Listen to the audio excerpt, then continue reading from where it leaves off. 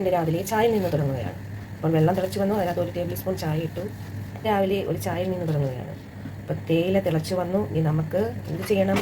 പാലൊഴിക്കണം. ഇത് 2 ഗ്ലാസ് ചായയുടെ തേയില വെള്ളമാണ്. തേയില നല്ലപോലെ തിളച്ചതിന് ശേഷം നമുക്ക് 1 ഗ്ലാസ് പാല് ഒഴിച്ചു കൊടുക്കാം.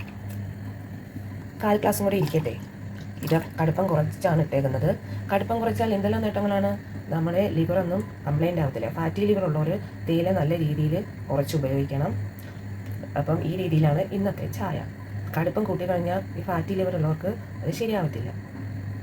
നല്ല കടുപ്പത്തോടെ കുടിച്ചാൽ ഉറക്കവും ക്ഷീണമൊന്നും വരത്തില്ല, അതൊക്കെ സത്യമാണ്. പക്ഷേ തേയിലയുടെ കടുപ്പം കുറച്ച് ഉപയോഗിക്കാൻ ശീലിക്കണം.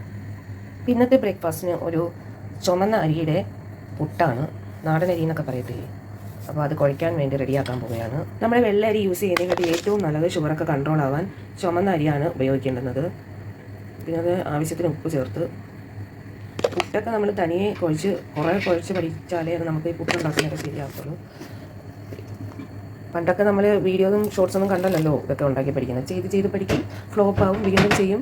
അങ്ങനെ ചെയ്ത് പഠിച്ചാണല്ലോ എല്ലാം സക്സസ് ആവുന്നത്. ഇങ്ങനെ കുറച്ച് വെള്ളം ഒഴിച്ച് നമ്മളിങ്ങനെ ഒഴിച്ചു കൊടുക്കണം. നമുക്കറിയാൻ പറ്റും അവസാനം അതിൻ്റെ കൺസിസ്റ്റൻസിയിൽ എത്തുമ്പോൾ നമുക്കറിയാൻ പറ്റും. അപ്പോൾ ചായ അവിടെ നിന്ന് തിളയ്ക്കുകയാണ്. ഇത് പുട്ട് കുഴയ്ക്കുകയാണ്. ഇട്ടേക്കുന്ന മീൻകറിയാണ്, ഇന്നലത്തെ മീൻകറി ഉണ്ടായിരുന്നു, അപ്പോൾ അതും കൂടെയാണ്. പിന്നെ ചെറുപയർ പുഴുങ്ങിയത് തലേന്നേ വെള്ളത്തിൽ ഇട്ട് വെച്ചാൽ നമുക്ക് ഗ്യാസൊന്നും ഉണ്ടാകത്തില്ല, ആരോഗ്യത്തിന് നല്ലതാണ്. അപ്പോൾ ചെറുപയർ തലേന്നേ വെള്ളത്തിൽ ഇട്ട് ഉപയോഗിക്കുക, കുരിപ്പിച്ച് ഉപയോഗിച്ചാൽ ഏറ്റവും നല്ലതാണ്. അപ്പോൾ ഇന്ന് എന്തൊക്കെയാണ് ബ്രേക്ക്ഫാസ്റ്റ്? പുട്ടും ചായയും മീൻകറിയും പയർ പുഴുങ്ങിയതും. Okay, bye bye, tata. വീണ്ടും നമ്മൾ വെള്ളം ഒഴിച്ച് കൊടുത്തു. നേരത്തെ വെള്ളം ഒഴിച്ചാൽ ശരി കറക്റ്റ് ആയില്ല. നമ്മൾ വെള്ളം ഒഴിച്ച് കുഴച്ച് എടുക്കണം. നമ്മൾ ചായ തിളച്ച് വന്ന് ഇനി തീ കുറച്ചിട്ട് ചെറു തീയിലിട്ട് ഒരു 2-3 മിനിറ്റ് അതിനെ ഒന്ന് വേവിച്ചെടുക്കണം. നമ്മൾ കുറച്ച് തിളച്ച ഉടനെ എടുത്ത് നമ്മൾ ഉപയോഗിക്കരുത്.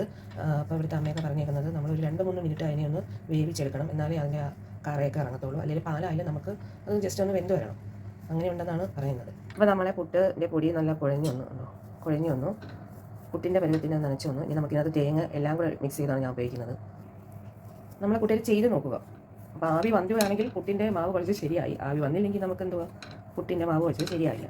തേങ്ങയ്ക്കൊക്കെ ഭയങ്കര വിലയാണ്. അപ്പോൾ ഇങ്ങനെയാണ് ഞാൻ പുട്ടുണ്ടാക്കുമ്പോൾ തേങ്ങ ഇടുന്നത്. അല്ലാതെ വേറെ രീതിയിൽ ഉണ്ടാക്കുന്ന അറിയാമല്ലോ, ചില്ലി ഇടുക, തേങ്ങ ഇടുക, പിന്നെ പകുതി പുട്ടിൻ്റെ മാവ് നിറയ്ക്കുക, വീണ്ടും തേങ്ങ ഇടുക, വീണ്ടും പുട്ടിൻ്റെ മാവ് നിറയ്ക്കുക. പക്ഷേ ഇപ്പോൾ ഞാൻ തേങ്ങ കുറച്ചെടുത്തില്ല, എങ്ങനെയും കൂടെ ചേർക്കുകയാണ്. എന്നിട്ട് നമ്മൾ പുട്ടിയിട്ടിട്ട് പുഴുങ്ങിയെടുക്കണം. അപ്പോൾ നമ്മൾ ചായ റെഡിയായി, ചായയും കൂടെ ഒഴിക്കുകയാണ്.